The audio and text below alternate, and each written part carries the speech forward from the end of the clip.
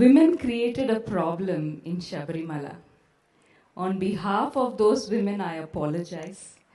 And as a woman, I feel responsible that we women should clear this.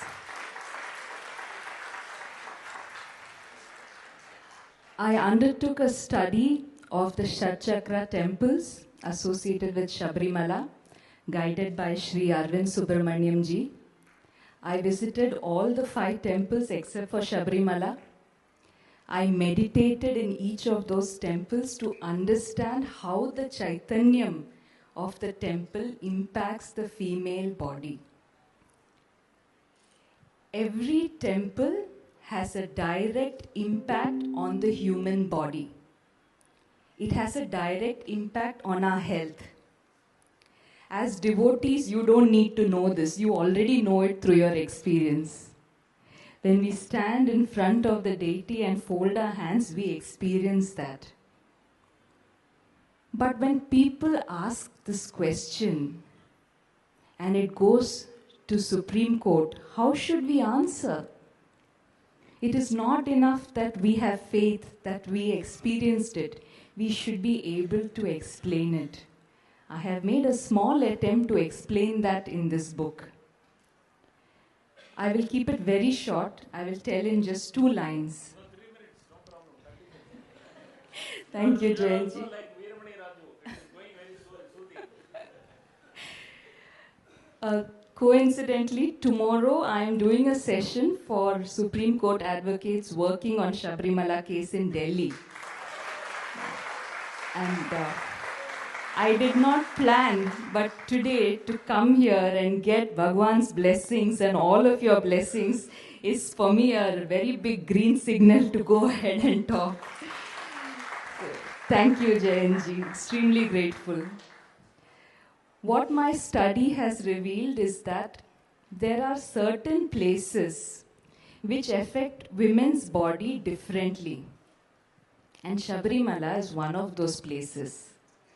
If women in the menstrual age group enter Sabari Malla, they will definitely have problems in the reproductive health. Their period will alter, they will have difficulty menstruating, and they could have severe menstrual disorders like PCOD and endometriosis.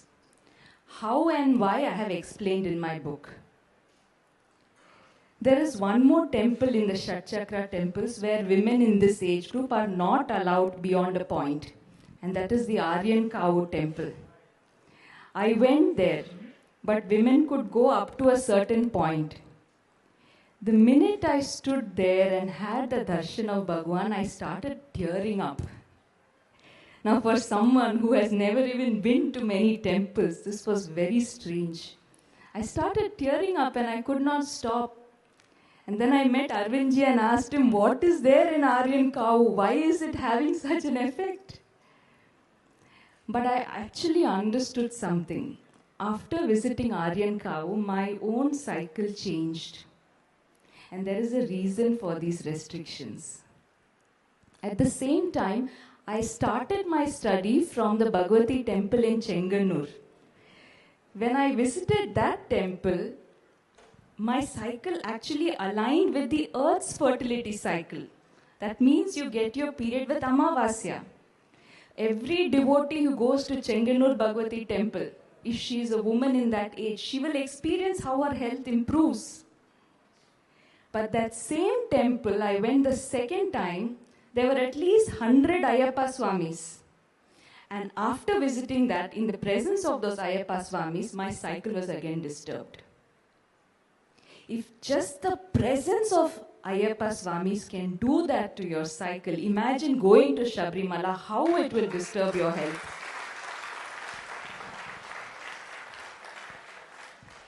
So, the restriction on women is actually protection of women's fundamental right to health.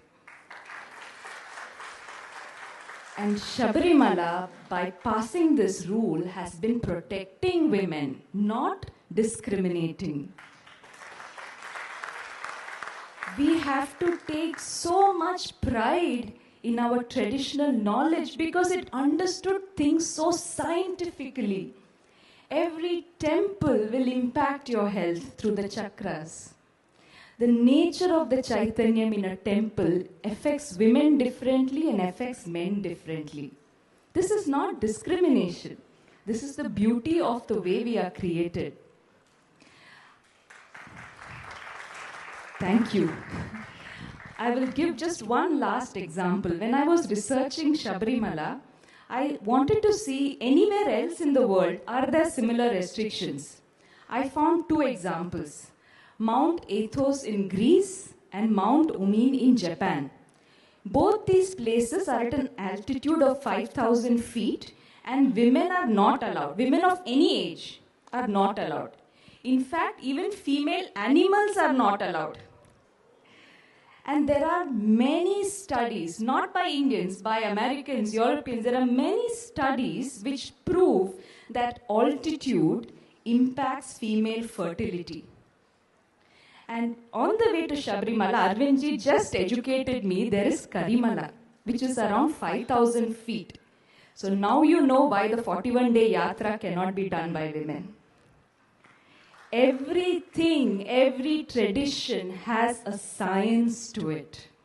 And we hope to present this to the court in the language of science. And let us see, maybe with all your blessings, this perspective will go through. Thank you so much. Thank you.